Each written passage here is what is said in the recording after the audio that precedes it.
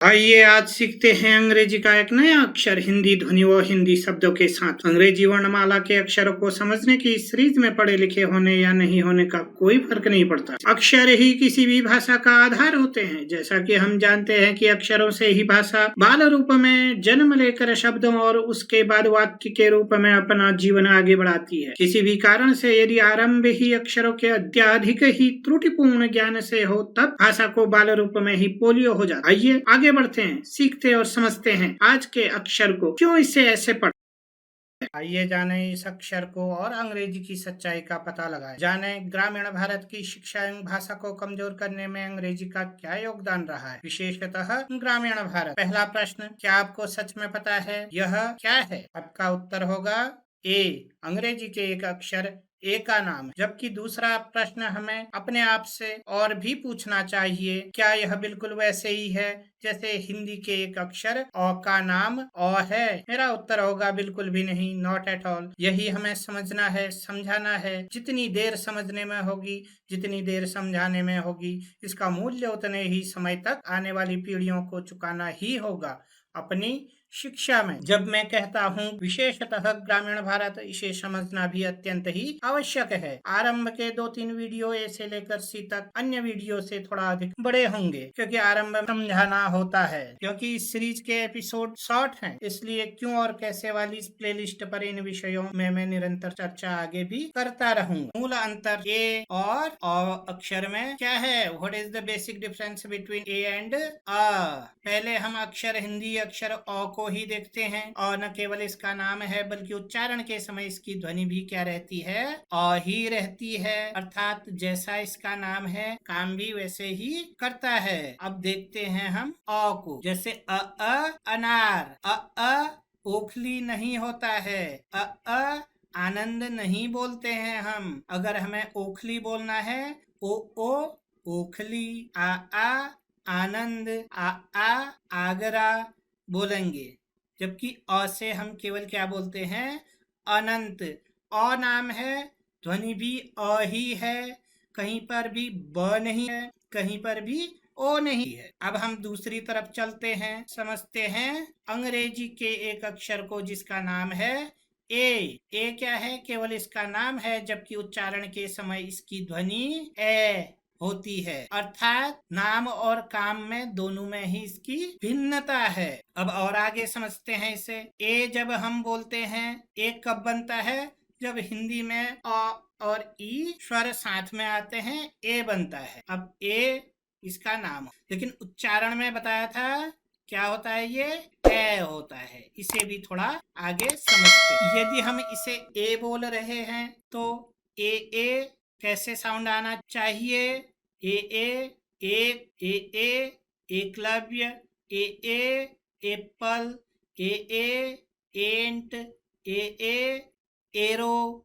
क्या हम ऐसे बोलते हैं? नहीं हिंदी में बोलते हैं एकलव्य। अब हमारे पास दूसरा एक है, इसे हिंदी में हम क्या बोल देते हैं पढ़ते समय? आई। लेकिन जब यहाँ बोलते हैं हम किसी का नाम होगा तो हम ऐश्वर्य बोलते हैं या ऐश्वर्य बोलते हैं? ऐश्वर्य बोलते। यह नहीं है कि ऐस ध्वनि का प्रयोग होता ही नहीं, इन संस्कृत भाषा में इसका अत्यधिक ही प्रयोग होता है। जैसे संस्कृत में अगर हम पढ़ें तो बोलते हैं ना, भोग ऐश्वर्य प्रशक्ता नाम, आई एकदम से। लेकिन हिंदी में जैसे हम बोलते हैं क्या? ऐनक, ऐनक नहीं, हम क्या बोलते हैं? ऐनक, ऐनक। तो इस ए को पढ़ने के लिए हमने हिंदी का एक शब्द पकड़ लेना है, जिसका नाम क्या है? ऐनक। न और क को हटा दें, जो ध्वनि हमारे पास बचती है वही क्या है? इसकी भी ध्वनि होती है। इसका नाम बिल्कुल भी काम का नहीं है। ए कैसे? ऐनक, एप्पल, ऐनक। कैसे? एंट, कैसे? एरो, ऐनक, एप्पल, ऐनक, एंट, ऐनक, एरो। ये बच्चों को हमने प्रैक्टिस कराना है। और आगे समझते हैं इसी अंग्रेजी के पहले अक्षर को, जो कि अपने आप में एक क्या है? स्वर भी है। मैंने कुछ लिखा है, अगर 8वीं पास या ग्रेजुएट आप कुछ भी हैं, पढ़ना अगर आपको आता है, कृपया पढ़ने की कोशिश करें। क्या लिखा है मैंने? ये लिखा है, फिर मैंने ये लिखा है, और फिर मैंने एक और लिखा है यहाँ पर। इसे भी आप पढ़ें। आशा करता हूँ कि आप इसे पढ़ चुके होंगे। अब मैं एक काम करता हूँ, इसे यहाँ से अलग कर देता हूँ। इससे डी हटा दिया मैंने, जो कि द या ड साउंड देता है। एक काम और करता हूँ, यहाँ से भी मैं इसे हटा देता हूँ, जो कि ट या त ध्वनि देता है। अब देखते हैं आपने क्या पढ़ा इसे।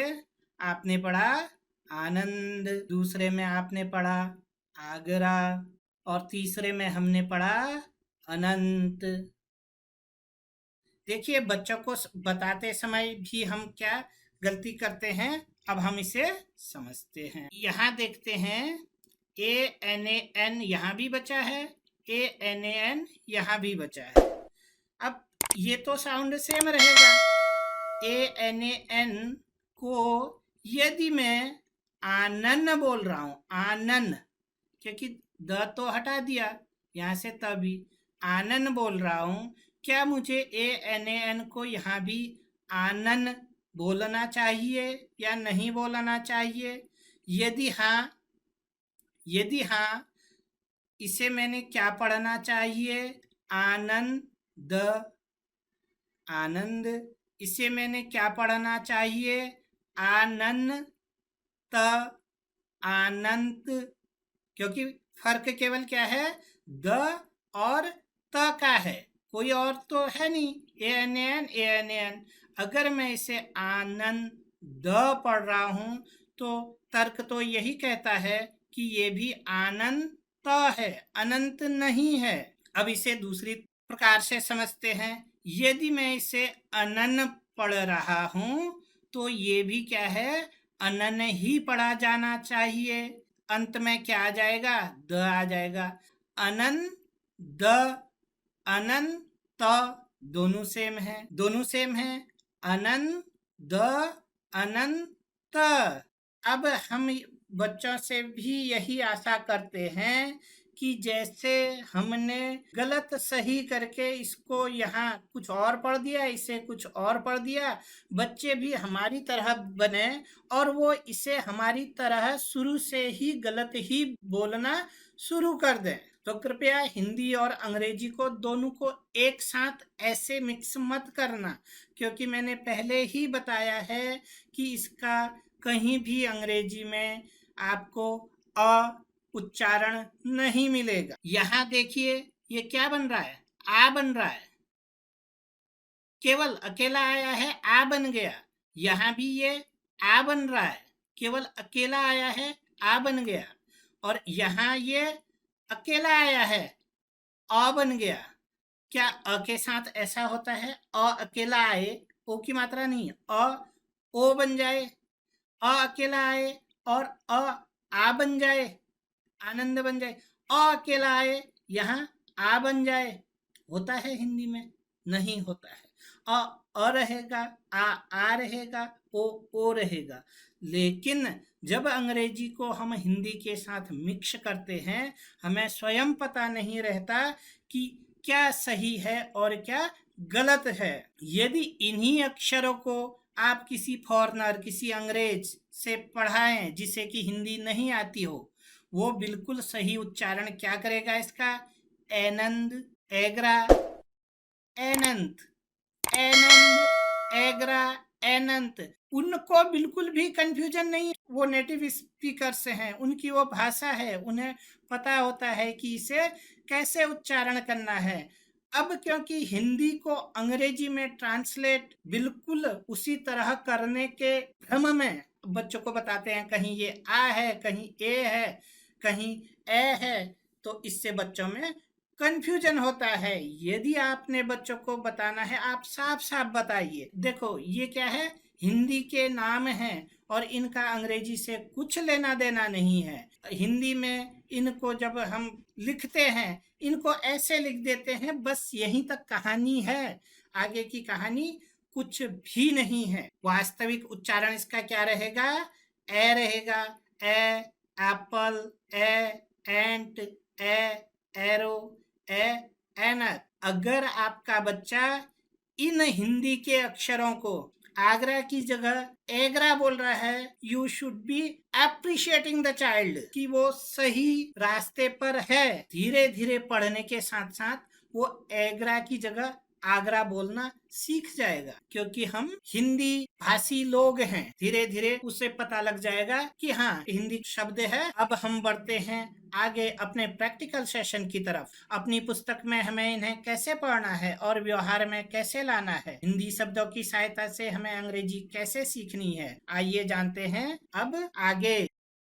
ए ए ए ए कैसे बोलना है इसे? जैसे ऐनक, ऐनक।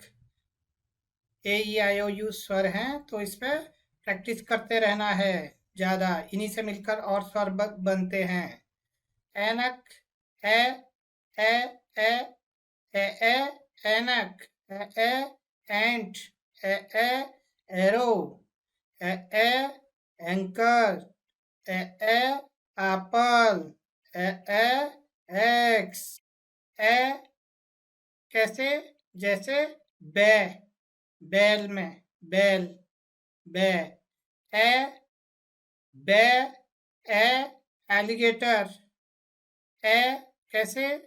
पे, पैर, पे, पैर। ए कैसे?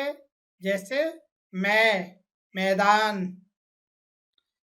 ए एलिगेटर, ए अंकल, ए एनिमल्स। तो क्या जब भी हम भूलेंगे हमें क्या देखना है? हिंदी के शब्द। ए कैसे? जैसे बे, पे, मैं, वैसे इसे बोलना है। Alligator, alligator, ankle, animals. अब इसे गा देते हैं।